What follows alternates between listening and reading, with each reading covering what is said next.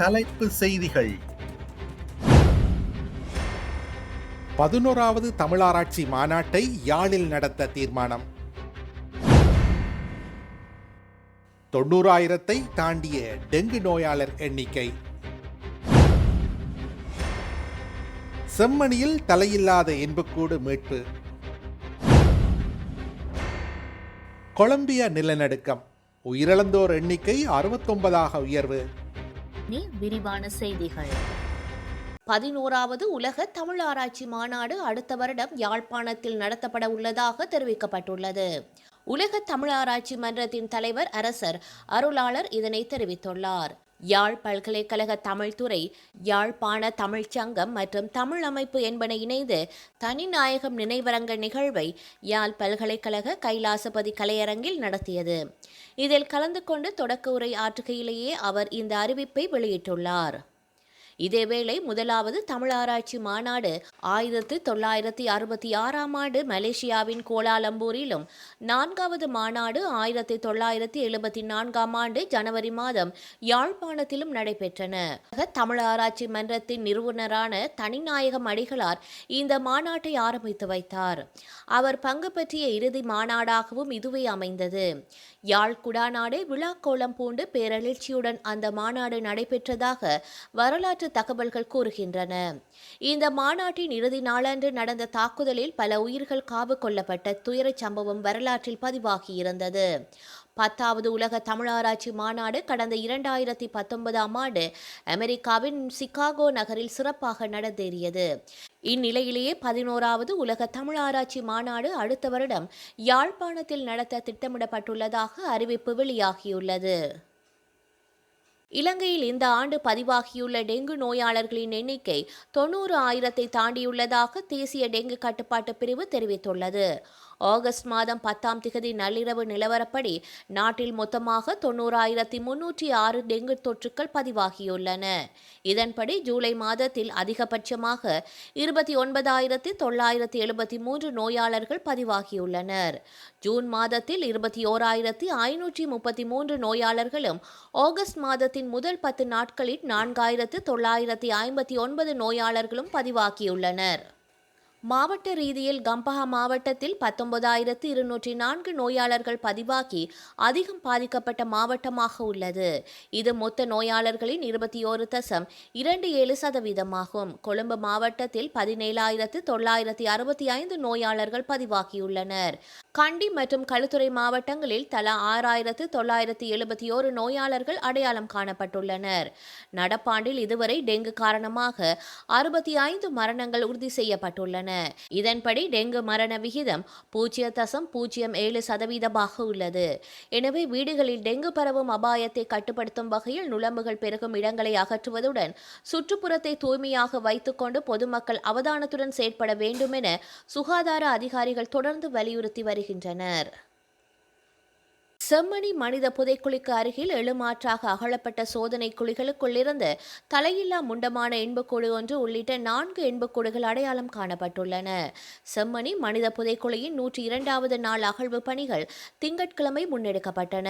இதன் போதே குறித்த எண்புக்கூடுகள் மீட்கப்பட்டுள்ளதாக தெரிவிக்கப்படுகின்றது.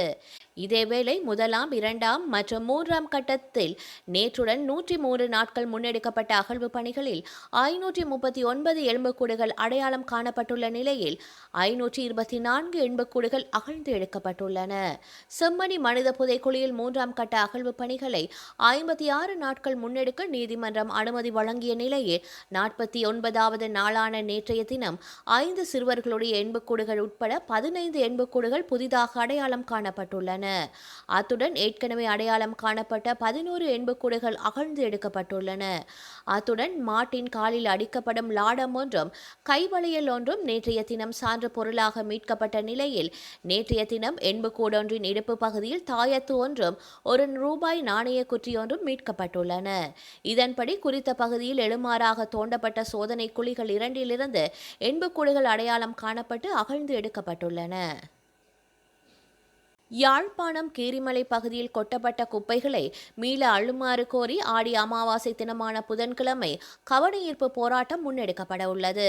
வலிவடக்கு பிரதேச சபையின் ஆளுகைக்கு உட்பட்ட கீரிமலை பகுதியில் சுண்ணக்கல் அகழப்பட்ட பாரிய பள்ளங்களுக்குள் வலி தெற்கு பிரதேச சபையினர் சட்டவிரோதமான முறையில் இலத்திரனியல் கழிவுகள், மருத்துவ கழிவுகள் உள்ளிட்ட பல்வேறு வகையான கழிவுகளை கொட்டியுள்ளனர். கொட்டப்பட்ட கழிவுகளை மீள அள்ள வேண்டும் என வலிவடக்கு பிரதேச சபையின் 34 உறுப்பினர்களில் 26 உறுப்பினர்கள் கையெழுத்திட்டு வடமாகாண ஆளுநர், வடமாகாண உள்ளூராட்சி ஆணையாளர், மாவட்ட செயலாளர், மத்திய சுற்றாடல் அதிகார சபையினர், தெல்லிப்பளை பிரதேச செயலாளர் ஆகியோரிடம் கடந்த வாரம் முறையிடப்பட்டிருந்த போதிலும் இதுவரையில் காத்திரமான நடவடிக்கை எடுக்கப்படவில்லை என குற்றம் சாட்டப்படுகின்றது. இந்நிலையில் ஆடி அமாவாசை தினமான புதன்கிழமை குப்பைகள் கொட்டப்பட்ட பகுதியில் கவனஈர்ப்பு போராட்டம் முன்னெடுக்கப்பட உள்ளதுடன் கொட்டப்பட்ட குப்பைகளால் ஏற்படும் சூழல்சார், சமூகம்சார் பிரச்சினைகள் தொடர்பில் விழிப்புணர்வு ஊட்டும் நிகழ்வும் முன்னெடுக்கப்பட உள்ளமை குறிப்பிடத்தக்கது.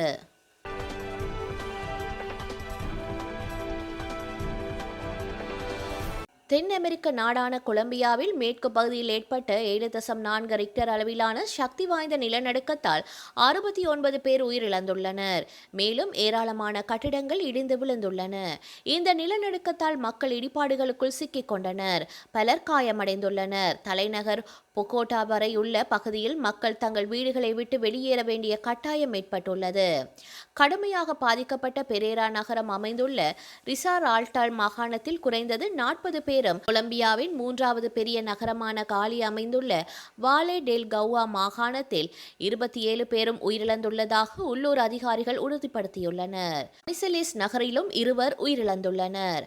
வாலே டெல் கவுகாவில் உயிரிழந்தவர்களில் குறைந்தது 3 குழந்தைகள் என்று ஆளுநர் தெரிவித்துள்ளார். இந்த நிலநடுக்கம் நாட்டின் மேற்கு பகுதியில் உள்ள பெரேரா, குயிப்டோ, காலி மற்றும் மனிசலேஸ் ஆகிய நகரங்களை சிதைத்துள்ளன. நிலநடுக்கத்தை தொடர்ந்து ஏற்படக்கூடிய அதிர்வுகள் குறித்த அதிகாரிகள் அச்சங்களுக்கு மத்தியிலும் இடிந்து விழுந்த கட்டிடங்களின் இடிபாடுகளுக்கிடையே குடியிருப்பாளர்களும் தேடுதல் குழுவினரும் தேடுதல் பணியில் ஈடுபட்டுள்ளனர். நாடு முழுவதும் 20க்கும் மேற்பட்ட நகராட்சிகள் பாதிக்கப்பட்டுள்ளதாக கொலம்பியாவின் உள்துறை அமைச்சர் தெரிவித்துள்ளார். நிலநடுக்கத்தின் மைய பகுதியை சுற்றியுள்ள கொலம்பியாவின் பசிபிக் பிராந்தியமானது உலகின் பெரும்பாலான நிலநடுக்கங்கள் நிகழும் இடமான பசிபிக் பெருங்கடலை சுற்றியுள்ள நில அதிர்வு பிளவுகளின் மண்டலமான ரிங் ஆஃப் ஃபயர் பகுதியில் அமைந்துள்ளது. கடந்த 10 ஆண்டுகளில் ஏற்பட்ட மிக சக்தி வாய்ந்த நிலநடுக்கம் இது என்று அதிகாரிகள் கூறுகின்றனர். காங்கோவில் வேகமாக பரவி வரும் எபோலா பாதிப்பு அது அதிகாரப்பூர்வமாக அறிவிக்கப்படுவதற்கு பல மாதங்களுக்கு முன்பே தொடங்கிவிட்டதாக உலக சுகாதார அமைப்பு தெரிவித்துள்ளது. கிழக்கு காங்கோவில் நிலைமையை கட்டுப்பாட்டிற்குள் கொண்டுவர சுகாதார பணியாளர்கள் போராடி வரும் நிலையில் இதுவரை பதிவானவற்றிலே மிக வேகமாக பரவும் எபோலா பாதிப்பு மே மாத மத்தியில் அதிகாரப்பூர்வமாக அறிவிக்கப்படுவதற்கு முன்பே, அதாவது பிப்ரவரி மாதத்திலேயே தொடங்கியதாக உலக சுகாதார அமைப்பு தெரிவித்துள்ளது. ஆபிரிக்காவுக்காக உலக சுகாதார அமைப்பின் பிராந்திய இயக்குனர் டாக்டர் முகமது யாக்கூப் ஜனபி செய்தியாளர்கள் மத்தியில் உரையாற்றுகையில், மரபணு வரிசைமுறை ஆய்வு மூலம் இந்த பாதிப்பு தொடங்கிய காலம் கண்டறியப்பட்டதாக தெரிவித்துள்ளார். ஆரம்பகட்ட பாதிப்புகளில் சில மலேரியா மற்றும் டைபாய்டு போன்ற பிற நோய்களால் ஏற்பட்டவை என்று தவறாக கருதப்பட்டதாகவும் அவர் தெரிவித்துள்ளார்.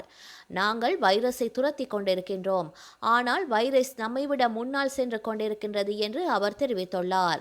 எபோலா தடுப்பு நடவடிக்கைகளுக்காக உலக சுகாதார அமைப்பின் பொறுப்பாளர் டாக்டர் தியார்னோ பால்டே கூறும்போது, காங்கோவின் தேசிய உயிரி மருத்துவ ஆராய்ச்சி நிறுவனத்தின் வைரஸ் ஆய்வுத்துறை தலைவர் டாக்டர் ஸ்டீவ் அஹூகா தலைமையில் இந்த மரபணு வரிசை முறை ஆய்வு மேற்கொள்ளப்பட்டதாக தெரிவித்தார். அரசின் சமீபத்திய புள்ளி விவரங்களின்படி இந்த பாதிப்பில் உறுதிப்படுத்தப்பட்ட எபோலா நோயாளர்களின் எண்ணிக்கை 4200 எட்டியுள்ளது. இதில் 1900க்கும் மேற்பட்டோர் உயிரிழந்துள்ளமை குறிப்பிடத்தக்கது. சிரியாவின் உள்நாட்டு போரின் போதான போர்க்குற்றங்கள் மற்றும் மனித குலத்திற்கு எதிரான குற்றங்கள் ஆகிய குற்றச்சாட்டுகளின் பேரில் முன்னாள் அதிபர் பஷார் அல் அசாத்திற்கு உள்நாட்டு நீதிமன்றம் மரண தண்டனை விதித்துள்ளது. பஷார் அல் அசாத் சீரியாவில் இல்லாத நிலையில் இந்த மரண தண்டனை தீர்ப்பு வழங்கப்பட்டுள்ளது. டிசம்பர் மாதம் 2024ஆம் ஆண்டில் கிளர்ச்சியாளர்கள் டமாஸை கைப்பற்றியதை தொடர்ந்து அசாத் தனது குடும்பத்துடன் ரஷ்யாவின் மாஸ்கோவிற்கு தப்பிச் சென்றுள்ளார். பஷார் அல் அசாத்துடன் சேர்ந்து அவரது தம்பியான மாஹர் அல் அசாத் மற்றும் முன்னாள் பாதுகாப்பு அதிகாரி மற்றும் அசாத்தின் உறவினரான ஆதிப் நஜீப் ஆகியோருக்கும் மரண தண்டனை விதிக்கப்பட்டுள்ளது. மேலும் ஆதிப் நஜீத் நீதிமன்றத்தில் ஆஜர்படுத்தப்பட்ட நிலையில் அசாத் மற்றும் அவரது தம்பியை சர்வதேச அளவில் தேடப்படும் குற்றவாளியாக அறிவிக்க நீதிமன்றம் உத்தரவிட்டுள்ளது. சிரியாவில் 14 ஆண்டுகள் நீடித்த உள்நாட்டு போரின் போது திட்டமிட்ட கொலைகள், சித்திரவதை, 15 வயதுக்குட்பட்ட குழந்தைகளை கொன்றது மற்றும் சட்டவிரோத காவல் போன்ற மனித நேயமற்ற குற்றங்களுக்காக இந்த தண்டனை உறுதி செய்யப்பட்டுள்ளது. வரலாற்றில் இன்று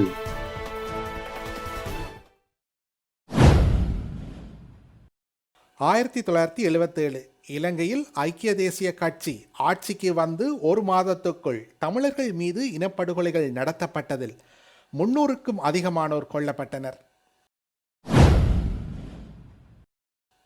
1981 IBM தனிமேசை கணனி வெளியிடப்பட்டது. 1990 அமெரிக்காவின் தெற்கு டகோட்டாவில் மிக பெரியதும் முழுமையானதுமான டைனோரசஸ் என்னும் டைனோசரின் எலும்புக்கூடு கண்டெடுக்கப்பட்டது. 2005 இலங்கையின் தமிழ் வானொலி தொலைக்காட்சி அறிவிப்பாளர் ரேலங்கி செல்வராஜா சுட்டுக் கொல்லப்பட்டார். செய்திகளை உடனுக்குடன் தெரிந்து கொள்ள உடனே சப்ஸ்கிரைப் செய்து பெல் பட்டனை கிளிக் பண்ணவும்.